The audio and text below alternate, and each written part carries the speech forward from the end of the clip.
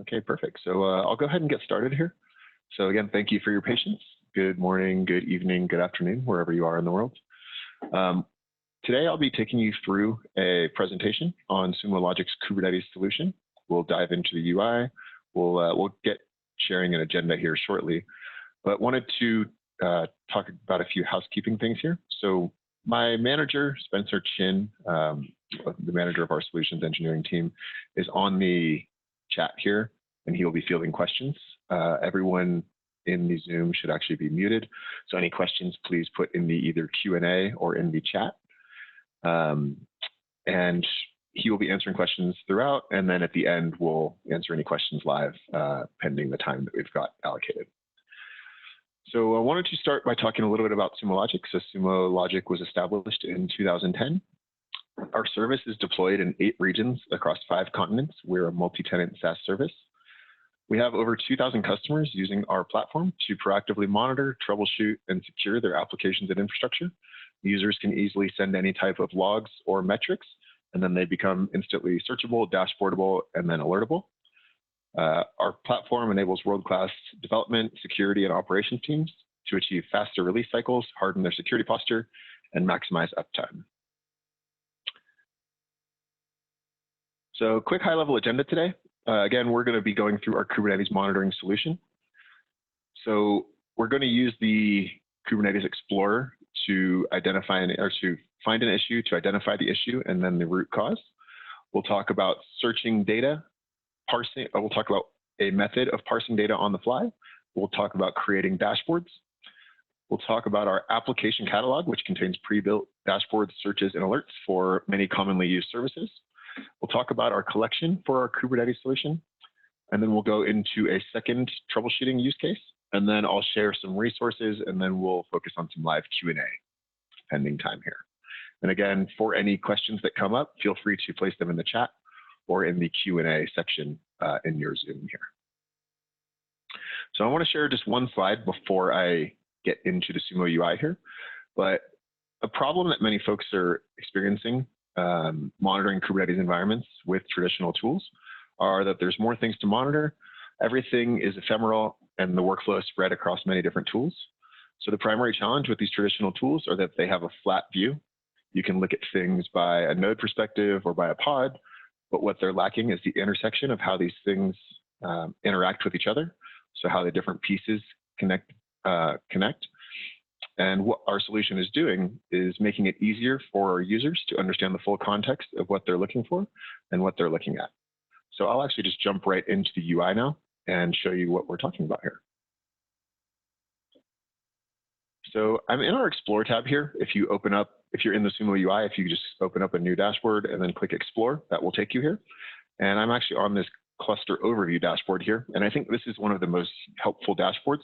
This is available out of the box once you set up our collection and install our Kubernetes application.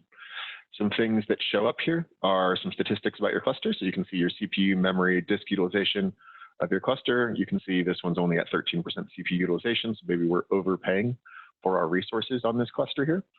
Going down a little bit further, you can see errors by namespace. You can see some security rules that are triggered. You can actually see a honeycomb view here of the pods that are running in each of these different namespaces. You can see some namespace statistics here. You can see some terminated and waiting namespaces, which would indicate something is wrong and something is not running. We've got some node stats down here. We've got some pod stats down here as well. So again, all available out of the box. A lot of really good information here. I can also show our Cluster Explorer.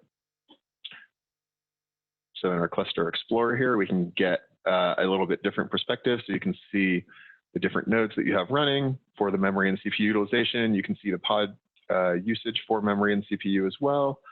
You can actually see the limits that are set for each of these pods based on CPU and memory. And any of these items can be alerted on as well. So wanted to touch on that. We also have applications for the control plane. So depending on which version or flavor of Kubernetes that you're running, we have control plane applications for things that are running standalone, things that are running on Azure with AKS, clusters that are running in Amazon with EKS, as well as clusters running on Google with GKE. And these dashboards, again, are staying up to date with the real-time environment, and we'll talk about the collection a little bit later here. But I mentioned earlier that there's a bunch of different lenses that you can view this data in. So I'm looking at the deployment view here. We can also go to a node view if you want to look at more of a node view of your cluster. And then I can see, if I have multiple clusters set up in my Sumo account, I would be able to visualize them all here on the left. I only have one cluster in this account, so we can see that there's 6 nodes that are running on this cluster. And I'm in that cluster explorer view again. So I'm going to go back to this cluster overview, and we're going to talk about a quick troubleshooting scenario. So you can see down here, the state of the pods are in green or red based on the namespaces that are given.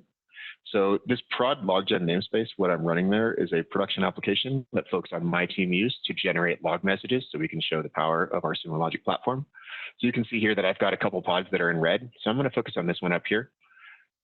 And you can see this is a carbon black pod. I'm just hovering over the metric. You can see that it keeps on going from a down state or a 0 to a 1, and then it goes back down to the not running state. So from this view, you can actually just click on the pod. And one nice thing that we can do is we can quickly pivot from pods to metrics. And I can actually look at all the related logs to that specific carbon black pod that's running. I'm not going to do that now because I want to investigate this a little bit further, but I'm actually going to go and click here in the related explore tab. This is a contextual view of other dashboards or searches that might be related to this entity. So if I click on this, this is actually going to take me to that pod view for that carbon black pod. And when we're in this carbon black pod view, you can actually see that this pod is actually in a crashback loop off state. So this panel here is showing us in a crashback loop off state. We've actually had over 8,600 restarts here. You can actually see the pod events that are occurring here, and we get at these back off restarting. But here you can see a time series graph of the pod state. So you can see that it goes into this crashback loop off state, and then it goes into a ready state. And then if I hover over this red line here, you can actually see it goes into this out of memory killed state. So from the waiting state to a ready state to an out of memory killed state. So let's go down a little bit further and see if we can investigate what's causing this. So on these graphs down here, we can actually see what the resource request versus the limit versus the actual used resources are. So over here in the memory limit, or on the memory tab, this red line here is actually the resource limit that is set in our Kubernetes configuration. The green limit here is the resource request, and the green line here is actually the working memory. So you can see here that the working memory is actually exceeding what the resource limit that was set here. So what we're going to do is we're able to quickly identify this. We didn't even look at any logs in this case. We're really just looking at the metrics here.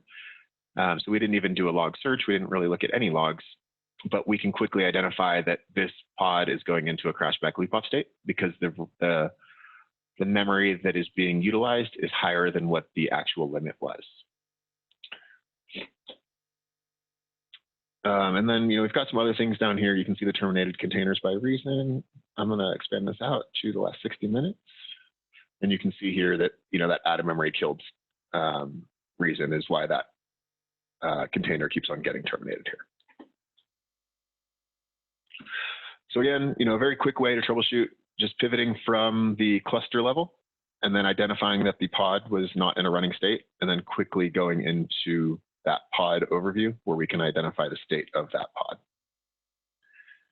So what I want to do next, that's kind of one quick troubleshooting scenario here.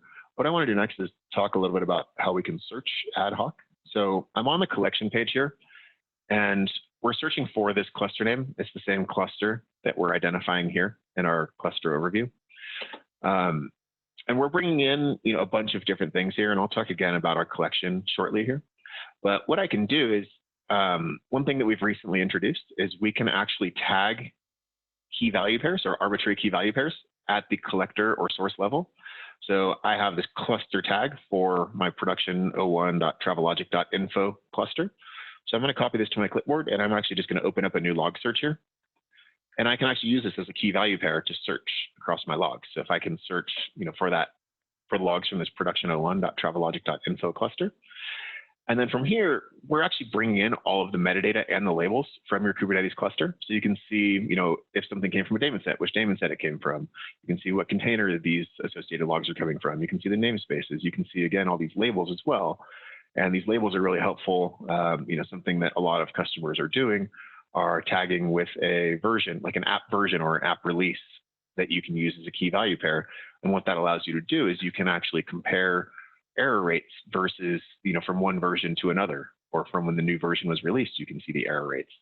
So again, you can bring in all of these labels, again, as these key value pairs as part of our FluentD pipeline. But say you wanted to search for specific pod logs. Let me look at my pods here. So I can see I've got a bunch of different pods running in this environment. I can actually just search pod equals carbon black. Let's actually do CrowdStrike. So I can search my CrowdStrike pod logs here. I'm using wildcards just around it. And then when I do that, I'm looking at the last 15 minutes. I'm actually going to expand this to the last hour here.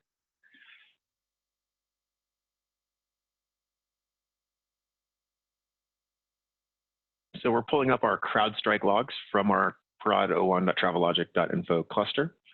And then from here, I can see, we've got some messages coming in. We've got, 428 messages over the last hour here.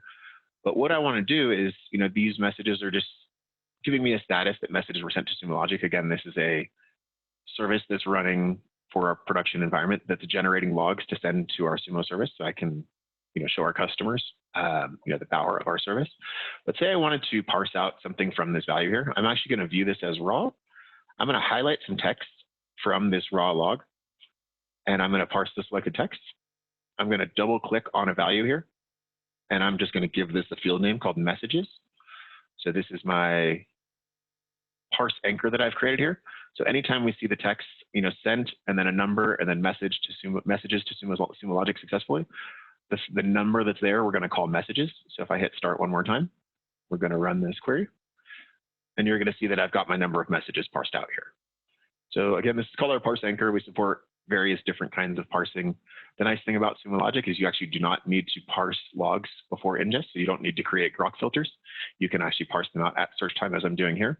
We also support, CSV parsing, key value pair parsing, regular expression parsing. So a lot of flexibility with parsing here. But I've got this messages field parsed out here. Maybe I want to understand what the average number of messages was over the last 60-minute period. So I can start, doing some math on my query here. The average number of messages sent was 304, but maybe it's more helpful to plot that out over time. So I'm going to break this up into 5-minute intervals, and I'm going to plot this out over time here. So I've got this table here. Maybe this makes more sense to view as, a line chart, but I've got the average number of messages per 5-minute bucket coming from my CrowdStrike pod here. So say I wanted to add this to a dashboard. I can go in here and I can say, this is my CrowdStrike messages sent. And then I can create a new dashboard. I can call it Matt's dashboard. Then I'm going to create a new dashboard here. And I'm actually going to create it as a dashboard beta to show in our new dashboard framework here. And then if I click add, I'm going to add this panel to a dashboard. So from here, what I want to do is I want to actually link this dashboard into my Explore tab. Actually, one other thing that I want to show is this is the log panel here. I can also add a metrics time series panel here. So if I wanted to add a time series metrics panel, I can filter by that same cluster that we were looking at previously. And I can search for like a memory metric here. Let's do node memory utilization, or let's do node memory usage bytes. And then we'll average that by node here.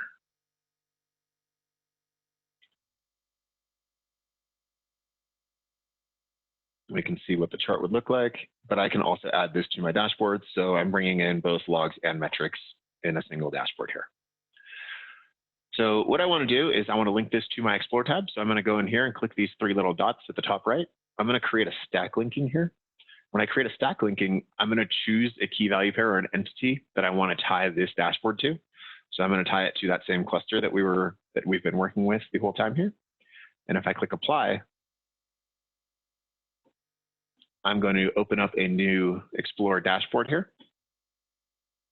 And because it's tied to that cluster, and when I'm in that cluster view, I can actually go in here and I can go and find Matt's dashboard. So the dashboard that I've created from those ad hoc queries, from just searching my cluster logs, also searching my memory or my working memory here, from these time series metrics are both brought into this dashboard in this Explore tab here. I'm going to pause there and take a sip of water. 1 second.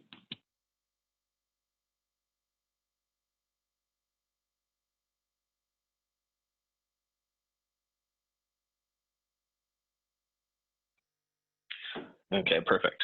So this is all relating to our Kubernetes dashboard here. Again, our Explore tab, this is all available out of the box outside of these two dashboard panels that I had created here. A couple other things I wanted to talk about our service are we have several hundred pre-built applications. So if you go down here to our application catalog, these are pre-built dashboard searches and alerts for a bunch of commonly used services. One area that I wanted to highlight, you've got different categories here for AWS, for Azure, for GCP, for operating systems. But we also have this work from home solution. So many folks these days are working from home, and the remote workforces present inherent challenges with security and understanding what's going on with the remote workforce. So we've recently introduced this. One I wanted to highlight here was our Zoom app. So we're all using Zoom today. Understanding any kind of admin privileged activities within Zoom, understanding any kind of security concerns for meetings that don't have passwords set, for example. So again, to install one of these, all you need to do is click on the application, click Add to Library, and then give it a source category, which is a metadata tag that gets assigned on ingest.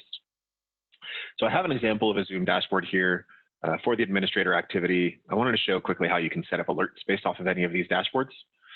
So I'm going to go down here to the users created activated. So anytime a user gets created, maybe we want to send an alert just to make sure that it's someone that should have been created here. So we've got the parsing, we've got all the dashboard query already pre-built because we know what Zoom logs look like. But say you wanted to alert on this anytime a Zoom user was created, I can actually go in here and click Save As. I can go down and schedule my search, and then I can run this in real time, for example. You can run this on intervals. You can schedule a custom cron for however often you want to run this. Or what you can do here is, maybe weekly on Monday at 8 a.m., I want an alert to understand all the Zoom users that were created over the last week. So I can search back, the last 7 days and say, every time the search is complete, send me an alert to email, or you can also trigger webhooks, which can send connections to Microsoft Teams or Slack, or you can actually trigger serverless functions within AWS or Azure or Google. So a lot of flexibility with the alerting here, but I wanted to go over that quickly. You can also include search results in the subject name and things, and you can customize payloads for webhooks as well. Okay. And let me see where I was on my agenda here.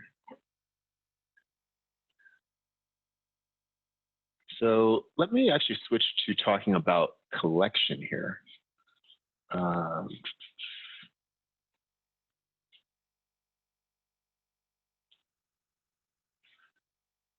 So the high level here, you'll see there's 4 different data streams around logs, events, metrics, and security events.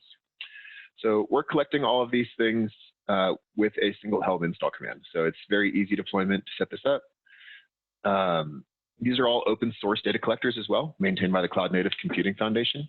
So the reason that we chose this route was utilizing the open source tools for collection data enrichment was ideal because the collectors receive a lot of community support and also have integrations for any type of data that you might want to collect. So from an enrichment standpoint, we're funneling everything through a centralized FluentD pipeline.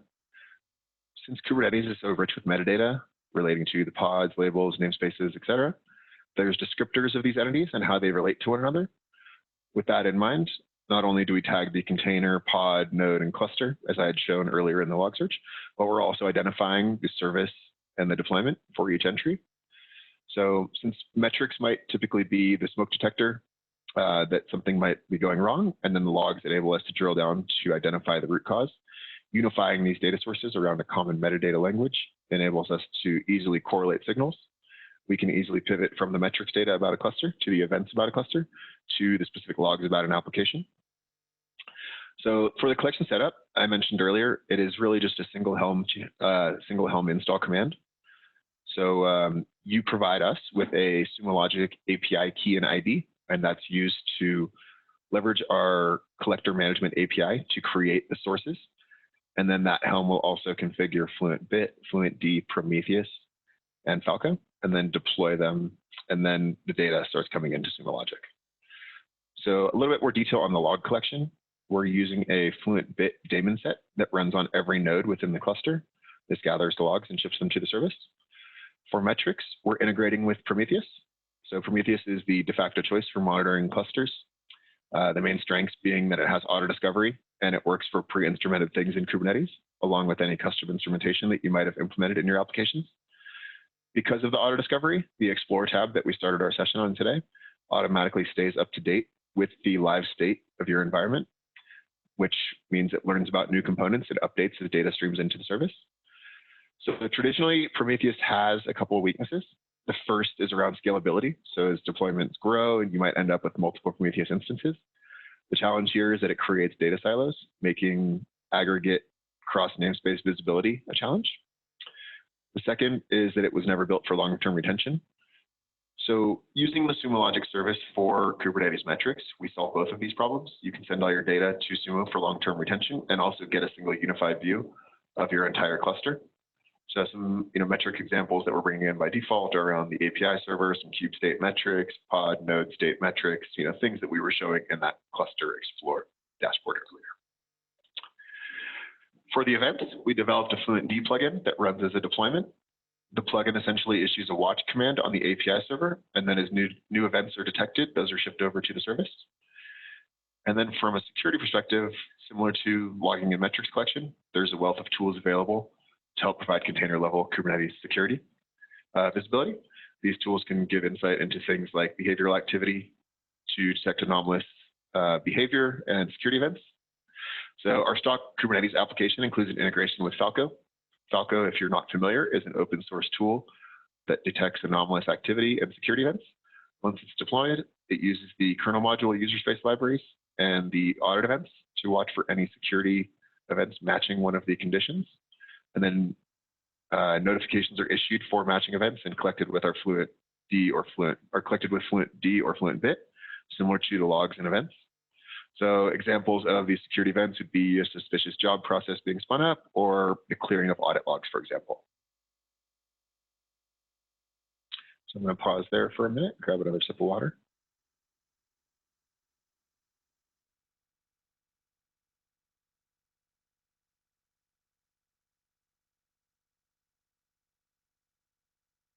Okay. So I'm going to go back into the UI here, and we can talk about another troubleshooting use case here. I'm going to close a couple tabs here. So when I go back into the UI, I'm going to go back to this cluster level view and this cluster overview. And we saw earlier that, we went through this carbon black pod. We saw that the working memory was over what the limit was set. We have another pod here that's also not running. So if I scroll down, you can actually see, again, it's going into the up and down state, but this is my PagerDuty pod here. And you can see that if I actually click in here, I can actually go to my PagerDuty pod. So we'll look at the view here. And because we had that memory issue with the carbon black pod, I'm assuming that we might have a similar situation here. You can see it's in a crashback leap off state with 9,000 restarts here. But here we can actually see that it goes into this crashback leap off state, but the terminated reason is actually an error here. So we're not getting that out of memory killed reason for the pod restarting. And you can actually see the memory usage is actually not exceeding what the limit is set here. So, that's not the issue that we're actually seeing here. But, we're seeing these errors, continuously here. And I mentioned earlier that you can pivot from, these are metrics driven dashboards here. You can pivot from these metrics to logs. So if I click, anywhere on one of these dashboards here, oops, let me go click actually up here. I can actually go to look at the logs from this PagerDuty pod. So I'm actually going to do that now. So I'm seeing that the error is happening from the pod state metrics. So I'm actually going to go in and we're going to look at the logs for this pod to see if we can identify what might be causing this issue here. So I'm going to scroll down. We're taking a look at some of these log names here. And again, these are what's running in this pod is an application that is generating messages to send to our Sumo Logic service. So you can see here, things are getting started. But here we're actually getting a Java IO exception that we're unable to determine the collector API URL. So we're getting a 401 here. So, if you're not familiar, 401 is an unauthorized access status code. So, there's something strange going on here. So I'm going to scroll down a little bit further and see if we can help identify what might be causing that. So down here, we can actually see the access key and ID were set in these pod logs. We can actually see these messages that are coming in.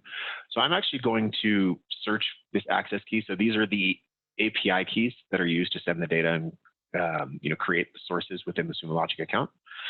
So what I'm going to do is I'm actually going to highlight this access key here. I'm going to right click on it, and then I'm going to add the selected text as an OR. So we're going to search for that access key to see if this access key is coming up anywhere else in our Sumo Logic environment.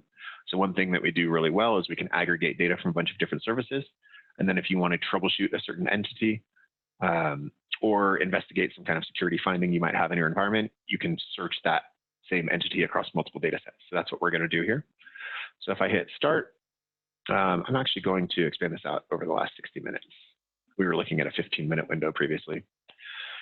So yes, I'm seeing, this access key here was coming from those PagerDuty pod logs before, but I'm also seeing that I've got data coming in from Sumo Logic. So if you're not familiar, Sumo Logic actually has an audit index where we're providing our users access to an audit trail for changes that are made within your Sumo Logic account. So I can actually filter by that source category. So this is the metadata tag that we have coming in here. So if I add that source category in here, we can actually see that there was a disabled and deleted access key here at 11:09, about 20 minutes ago or so. So that pod kept receiving errors because it was getting that 401. Now we saw that 401, the unauthorized access, because this API key is no longer active. So Shady SOC is actually one of our SOC analysts, Dan Shady, that actually went in and deleted this access key, disabled and then deleted this access key, which was causing us those issues to occur.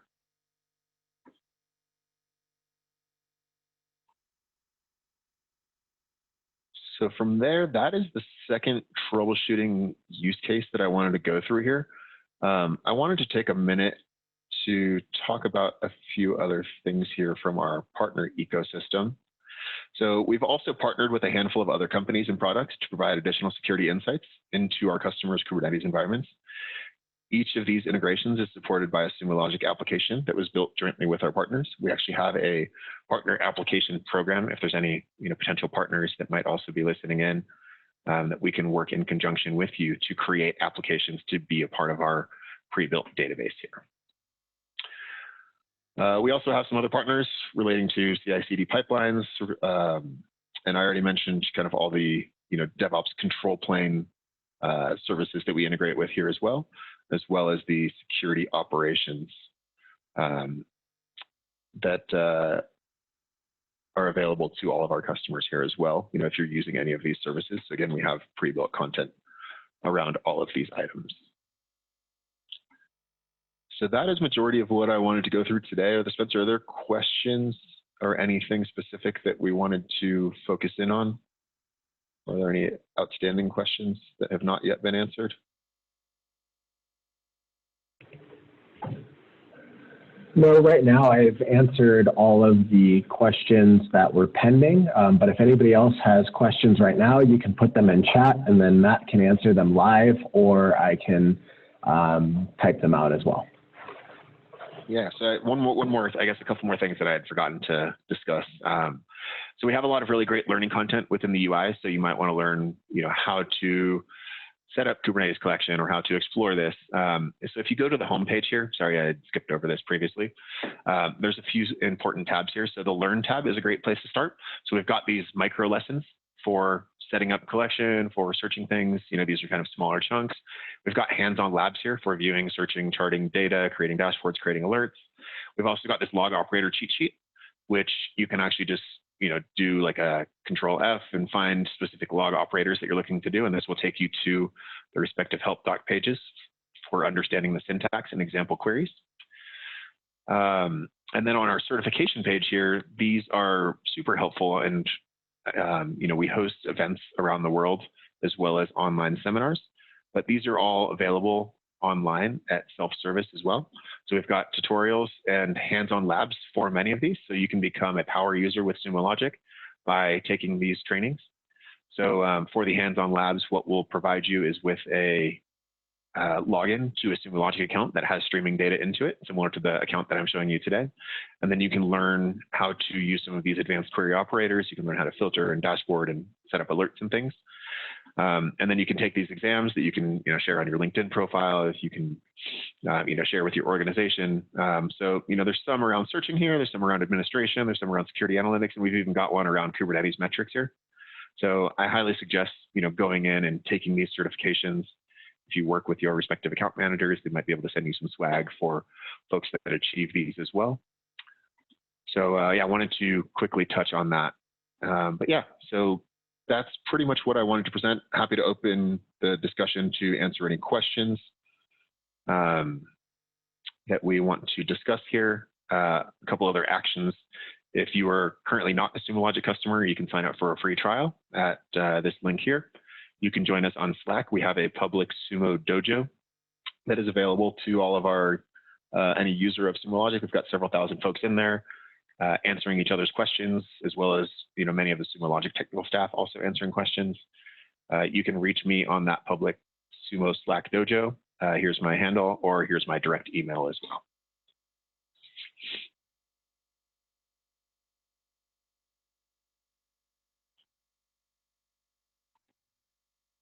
So any questions that we want to bring up live here?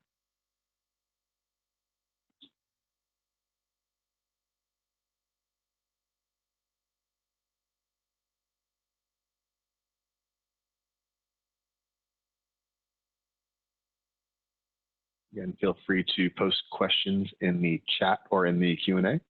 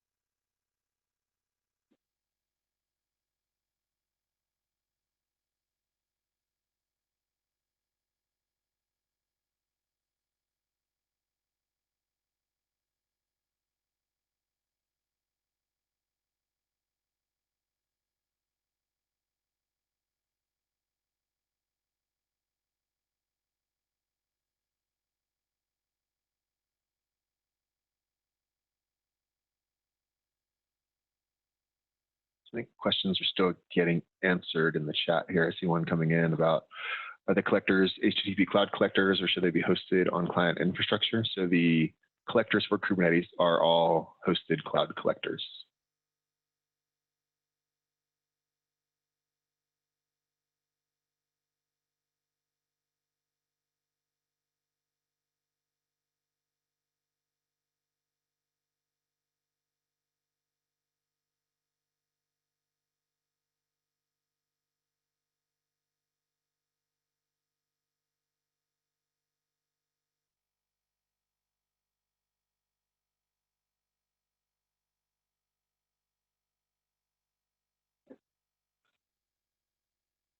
Someone is looking for the SecOps partners again.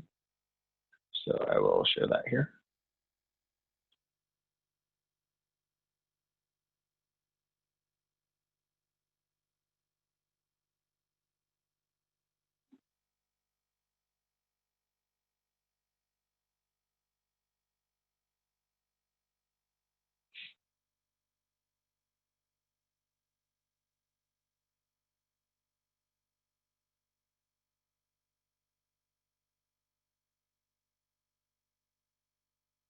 And just to show you again here, if I go into my Explore tab, I go back to the cluster level, you can see those security dashboards in the environment here around StackRox, Twistlock, Aqua.